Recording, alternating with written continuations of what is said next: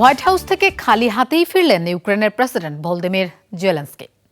অনেক প্রত্যাশা নিয়ে আবারও যুক্তরাষ্ট্রের কাছে ধর্ণা দিয়েছিলেন টমাহক ক্ষেপণাস্ত্রের জন্য, কিন্তু সাড়া দিলেন না ডোনাল্ড ট্রাম্প। কারণ হিসেবে মার্কিন প্রেসিডেন্ট ব্যাখ্যা করেন, মধ্যস্থতাকারী হিসেবে যুদ্ধের পরিধি বাড়াতে চান না তিনি। আবারও যুক্তরাষ্ট্রে ইউক্রেনের প্রেসিডেন্ট। হোয়াইট হাউস সফরে এবার ভলোদিমির জেলেনস্কির মূল এজেন্ডা ছিল টমাহক মিসাইল। 2 ঘন্টার বেশি সময় ধরে চলে বৈঠক। উপস্থিত ছিলেন দুই দেশের শীর্ষ কর্মকর্তারাও। শুরুতেই অত্যাধুনিক মিসাইলের জন্য নিজের আর্জি জানিয়ে দেন জেলেনস্কি।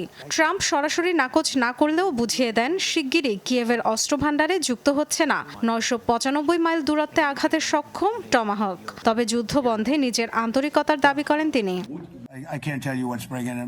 গতকাল প্রেসিডেন্ট পুতিনের সাথে 2.5 ঘন্টা ধরে কথা হয়েছে। আমার মনে হয় তিনি যুদ্ধ শেষ করতে চান। অনেক বিষয়ে বিস্তারিত আলোচনা হয়েছে। প্রেসিডেন্ট জেলেনস্কিও চান, এখন এটা বাস্তবায়ন করতে হবে।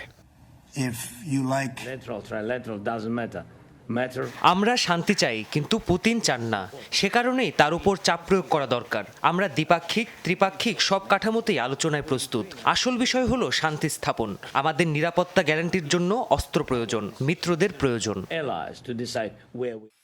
বৈঠক শেষে সাংবাদিকদের প্রশ্নের জবাবে ইউক্রেনকে টমাহক দেয়া প্রসঙ্গে স্পষ্ট কিছু জানাননি ট্রাম্প। রাশিয়া ইউক্রেন দুই দেশের প্রতি এই মুহূর্তে যুদ্ধবন্ধের আহ্বান জানান তিনি। আমি মধ্যস্থতাকারী। পরিস্থিতি খুব সহজও নয়। টমাহক খুব বিপজ্জনক অস্ত্র, ভয়ানক। আমি চাই এই যুদ্ধ শেষ হোক। এখনই যুদ্ধ থামিয়ে উভয় পক্ষের বাড়ি ফেরা উচিত। হত্যা বন্ধ করুন। যুক্তরাষ্ট্র সফরে আরেক দফা নিরাশ হলেও ডোনাল্ড ট্রাম্পের ওপর আস্থা রাখতে চান জেলেনস্কি। ফলপ্রসূ আলোচনার দাবি করলেও অস্ত্রের নিশ্চয়তা না পাওয়ায় হতাশা আড়াল করতে পারলেন না ইউক্রেনের প্রেসিডেন্ট। আমরা যুক্তরাষ্ট্রের ওপর আস্থা রাখি, প্রেসিডেন্ট ট্রাম্পের ওপর ভরসা করি। তিনি চান যুদ্ধ বন্ধ হোক।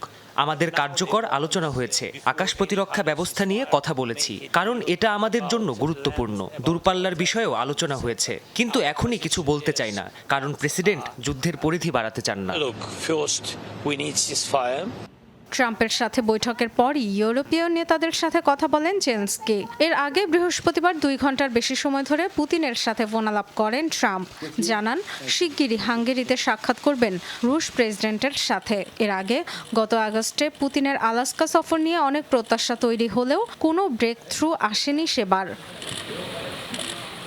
Dorothy Thurston, Jamuna news.